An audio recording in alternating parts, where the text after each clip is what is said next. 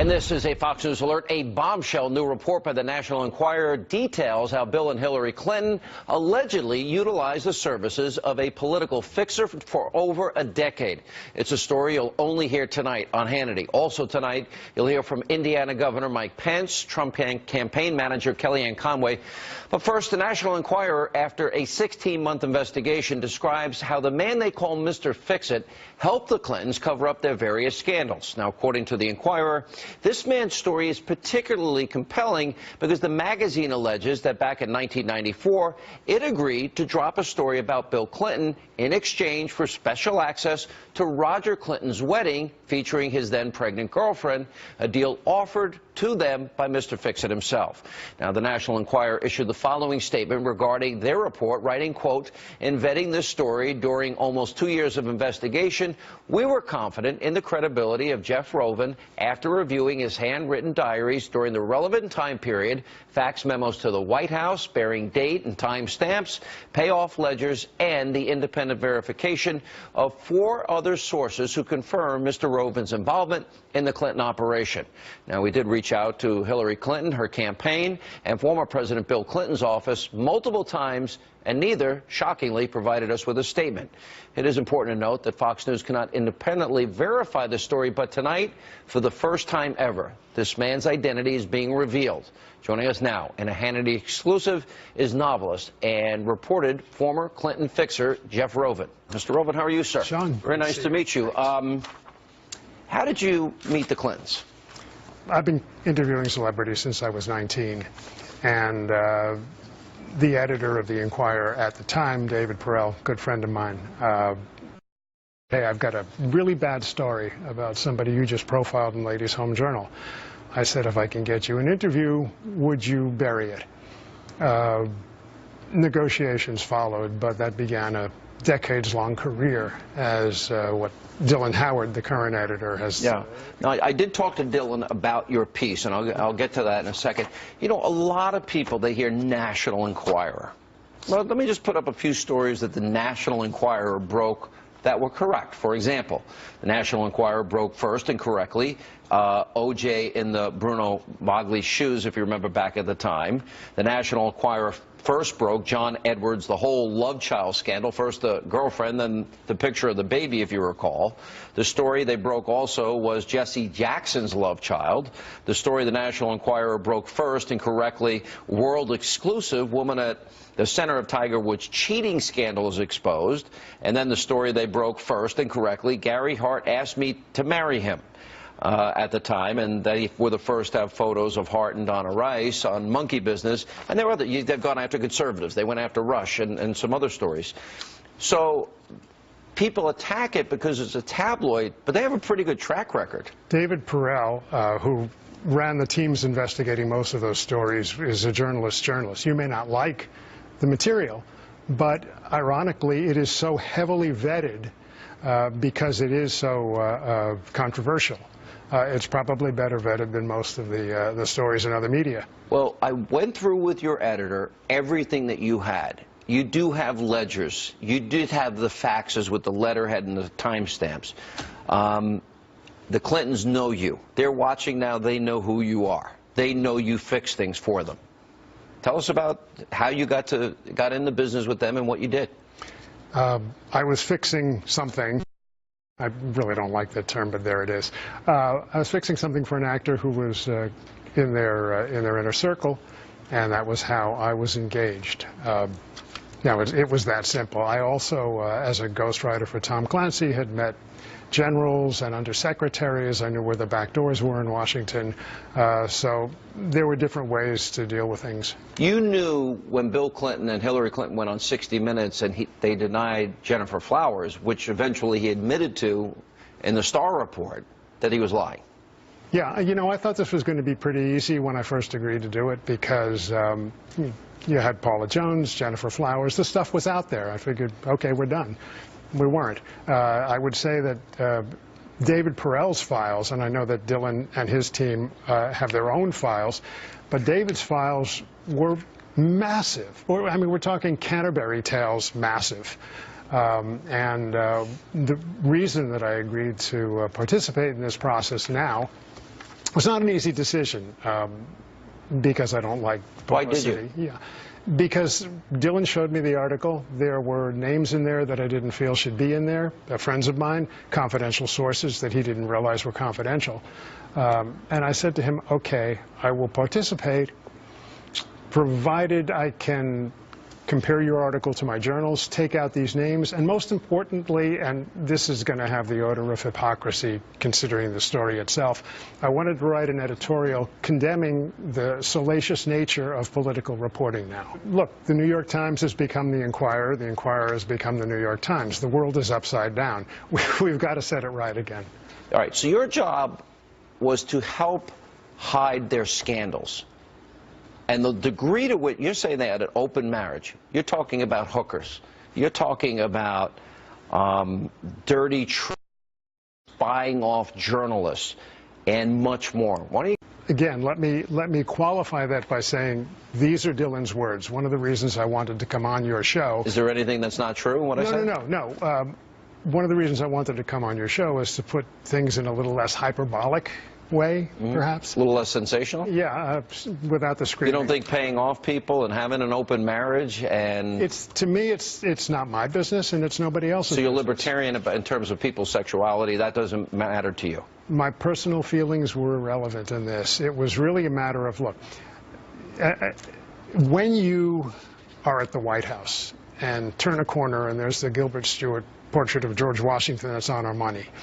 When you walk in the Rose Garden with your wife, you get seduced.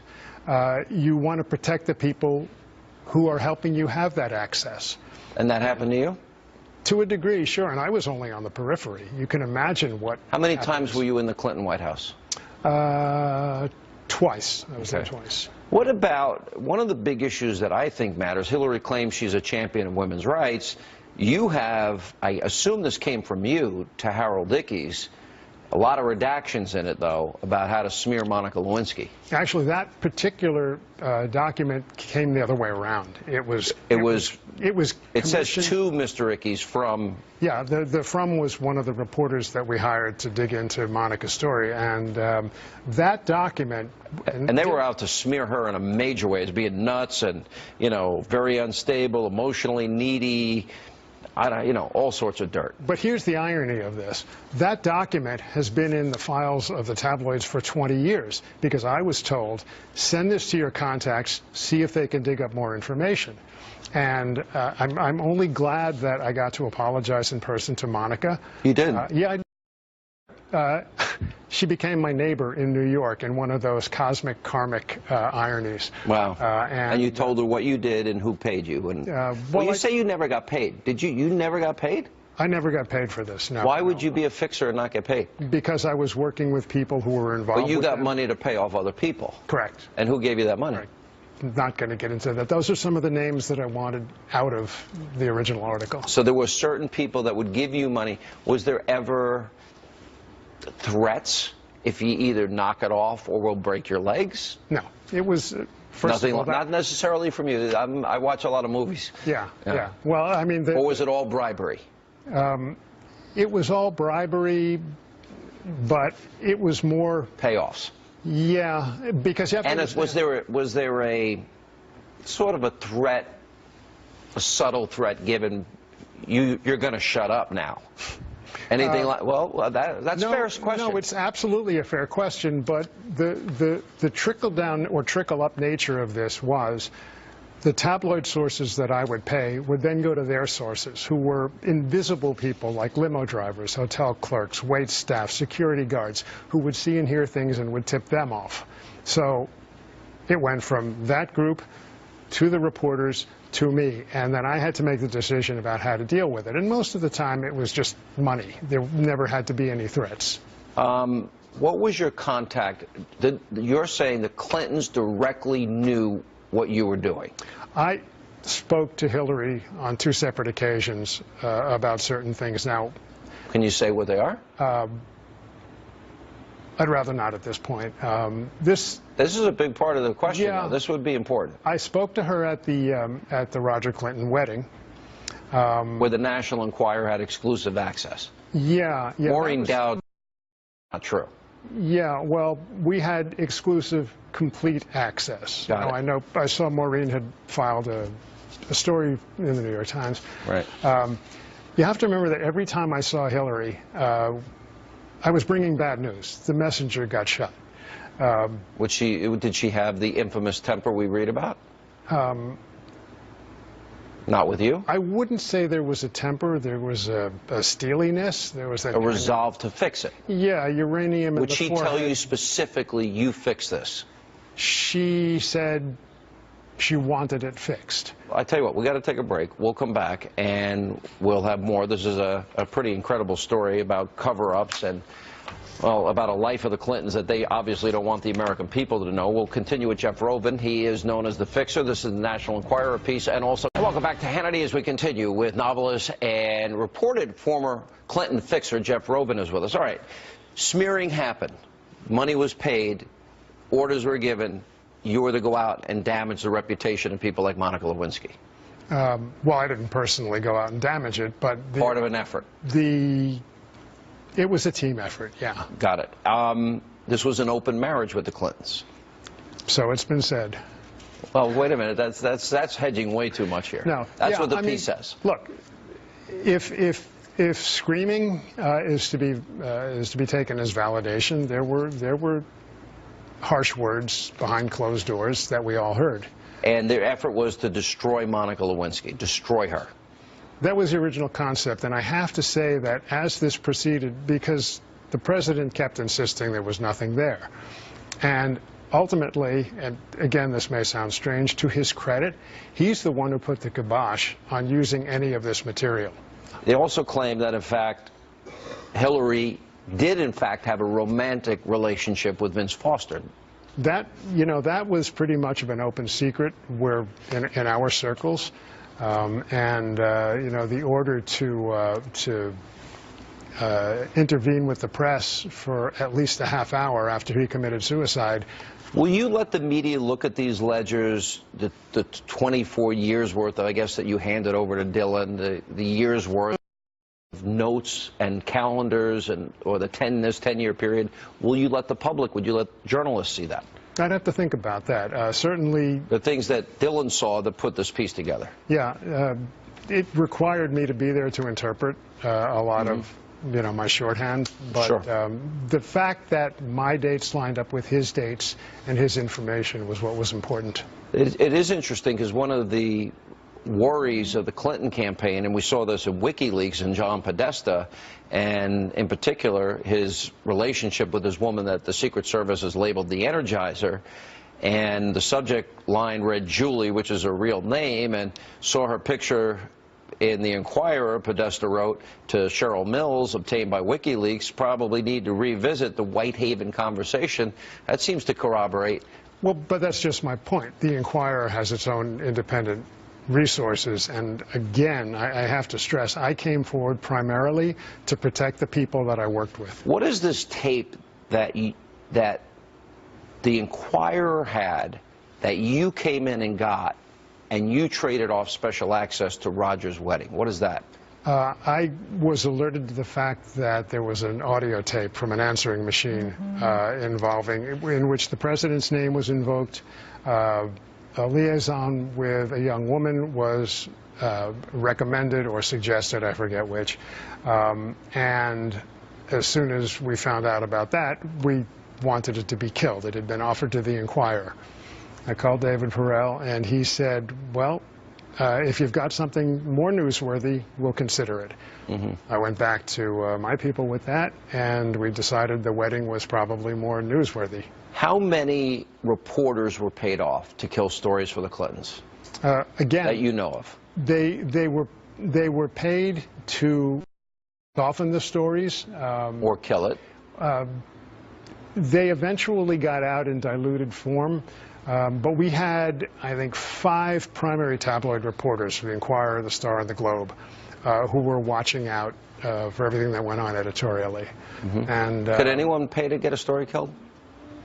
Pay. Could you pay to get a story? They're writing a story about you. Could you go to them and say, I'll give you X dollars to kill the story? We'll find out tomorrow, but I don't think so. You don't think? But how, are these prominent? Is this the New York Times, ABC, CBS? No. These are tabloid reporters. What would happen is if we got wind of a story from the tabloids, chances were pretty good it would end up in one of the mainstream newspapers or magazines. We would then contact one of those people and say, this isn't true, don't run it, here's... Right, final two questions. Yeah. What do you want people to take out of this? What do you, in other words, you say you're libertarian, you don't care about people's private life. Okay, this is pretty salacious stuff. Yeah. What do you want people to take out of that? It's a stinking business. It's an absolutely rotten, stinking business. The Clintons stink because they hire people like you to kill stories for them, or are they smart? It's absolutely necessary, unfortunately. For them? For everyone. I mean, if you've seen Wiener, you know what I'm talking about. Right. It's the main appeal of this to me, and the risks that I am taking professionally to do this. I don't know what's going to happen to the TV series based on my novels. They could die tomorrow. Right. The important message to get out, and you've said it yourself, is the election is too important to focus on this salacious That raises material. my last question. Who are you voting for? Because obviously people are going to wonder, are you doing this because you like Donald Trump? I am not doing this for or against any candidate. I am doing this hopefully to level the playing field. Level it, and I hope that this stuff is so unpalatable that we just stop. I mean, I know that's an absurd dream. It sounds like you like Trump, though. I like Trump, sure. Who are you voting for? One of those two. All right. Thank you for being with us.